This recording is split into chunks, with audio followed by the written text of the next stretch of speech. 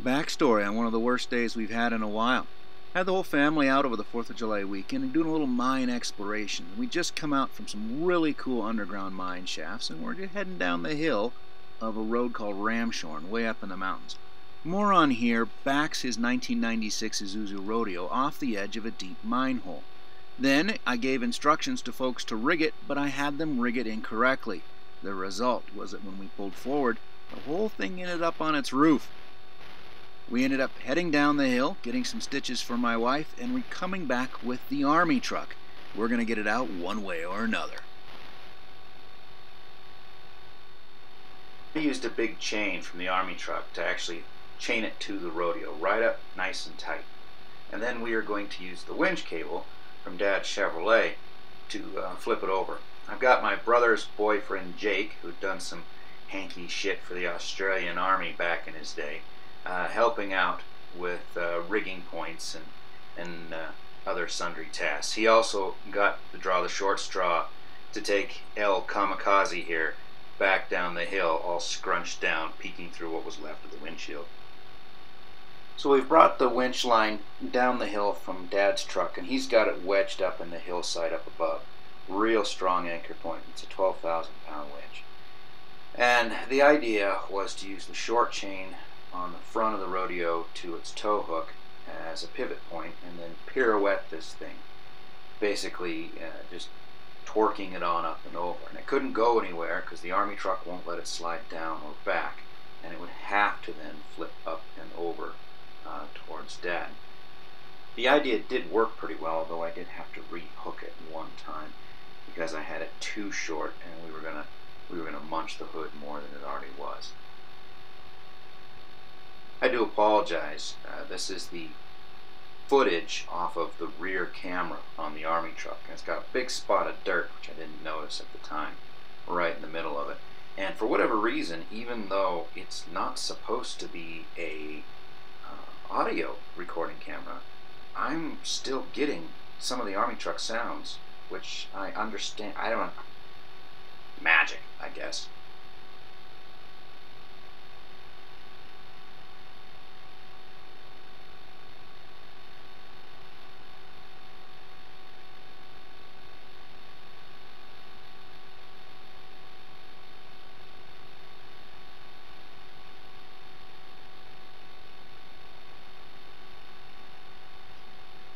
The actual writing went pretty smoothly. It all sort of just kind of as you expected. At this point, I really didn't care what was happening to the truck.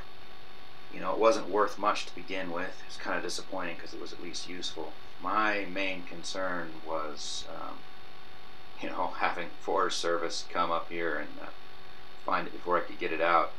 And, God only knows how they'd remove it and what it would cost me. So I was very happy that we got back up here and were able to get the truck out. And I was also quite happy that it didn't, barf a lot of oil or any other nastiness. So that was pretty cool.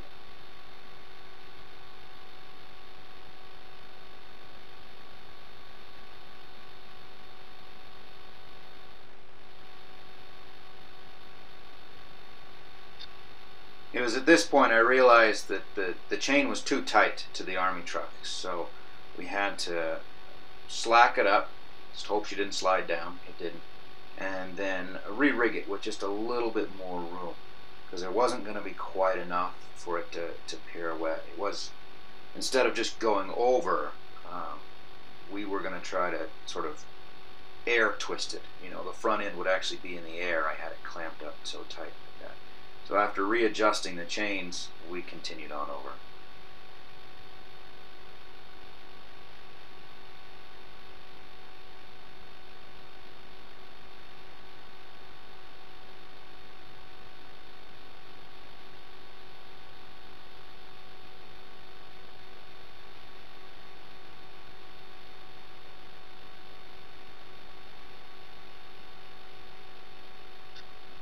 At this point, she's back on her wheels, but if we slack off on the army truck, it's going to roll back over. So the idea was that I would drive forward, just brute forcing it up out of the hole, And then as I did so, Dad would slack off on his winch cable, basically giving me more and more room as I pulled it farther and farther up, until we got to a spot where it would sit stable.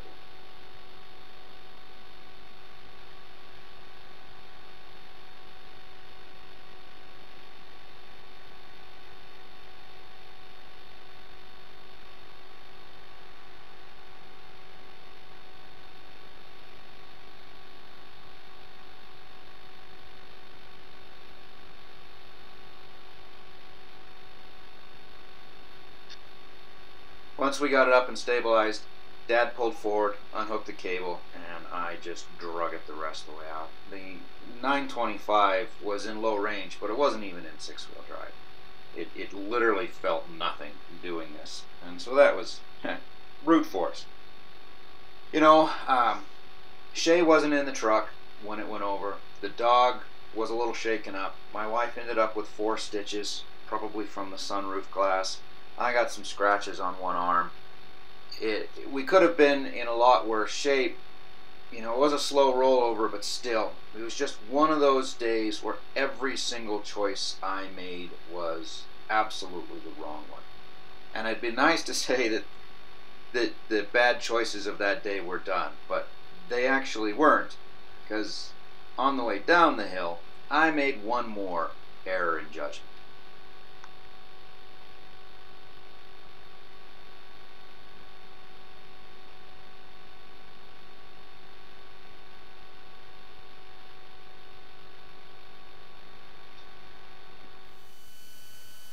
Here we are about 5 miles away from where that last shot was taken. And Jake has managed to roll the rodeo down the hill in a wild bonsai, hell-bent for leather, free fall off this mountain. And they finally got to an uphill spot. And I'm behind everybody, and we thought it'd be good if I got in front of them. I was just going to drive around them in the ditch. I'd actually bounced in it. It was hard, it was firm, except it turned into an absolute soup the moment my tires crossed into it. You notice there that when I backed up, I can't seem to get it to go back up onto the road. I'm actually sliding down the edge of the ditch. Now we've got the Army truck buried.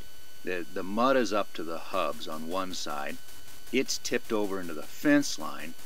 And we're like, what the hell do we even have out here that's big enough to tow this thing out?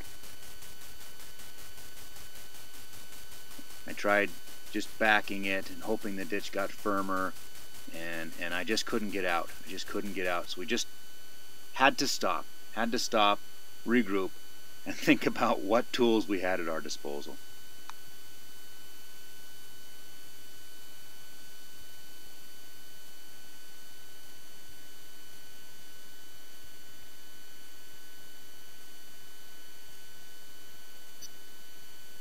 Many years ago, I got caught in some gumbo where the truck started, this is just a pickup now, started to go off the side of the road, and there was a big cliff on one side, and I was all by myself.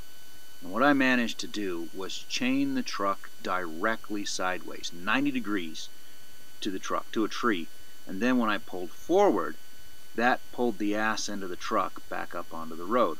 It worked a treat. So we thought, you know, maybe we could do it. Maybe if we brought Dad's truck down, we could just anchor it sideways, and then as I pulled forward, it would hold enough pressure on those rear wheels, or rather as I backed up, it would hold enough pressure on those rear wheels to force them to back up onto the road itself. Without a lot of options, that's what we tried.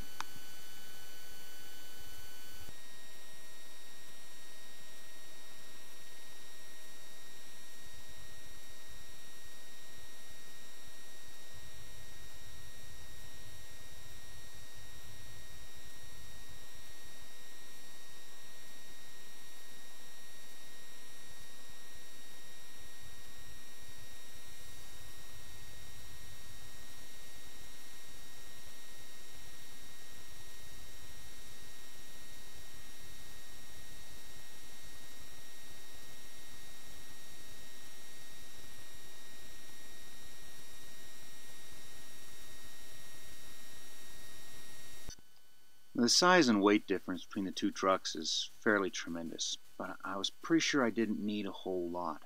You can actually watch the front of Dad slide over sideways as he uses the winch to hold lateral pressure on the back of the Army truck. And as it churned its way back through the mud, that lateral pressure was enough just to work the ass end up out of that ditch. I was kind of impressed that we didn't just high center it. It was plowing pretty good furrows with the differentials, but you know, six-wheel drive in the end, and we were successful. Got her back up on the road, unhooked everybody, and then went to a much wider spot for me to get around them.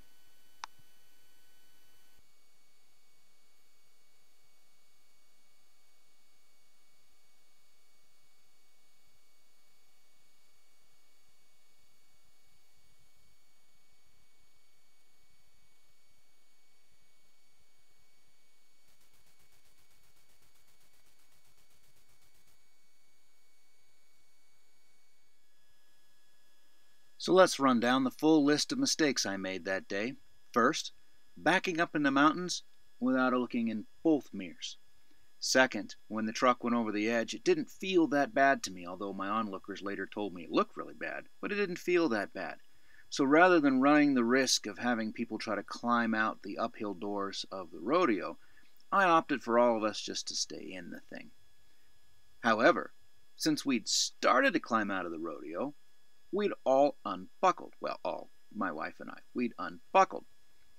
And because the rodeo was tipped, the buckles were then jammed and they wouldn't go back in. So we weren't buckled when we went over on the thing. Should have just tied it directly sideways to the truck and then worried about it. Wasn't done there. I grossly underestimated how tippy she was going to be and how much work it would be to pull it up forward. The ass end kicked out, and she did a slow roll down into the bottom of the hill. It sucked. People got hurt. Not super hurt, but hurt. We then made a run down the hill, sent my wife over to get some stitches. We got the big Army truck, came back up and get it. And on the way home, after a successful, almost flawless recovery, I think I'll just drive around it in the ditch. No big deal. It was the end of a long day, and I bought everybody steak dinner in order to make up for it. Learn from my mistakes. Thanks for watching.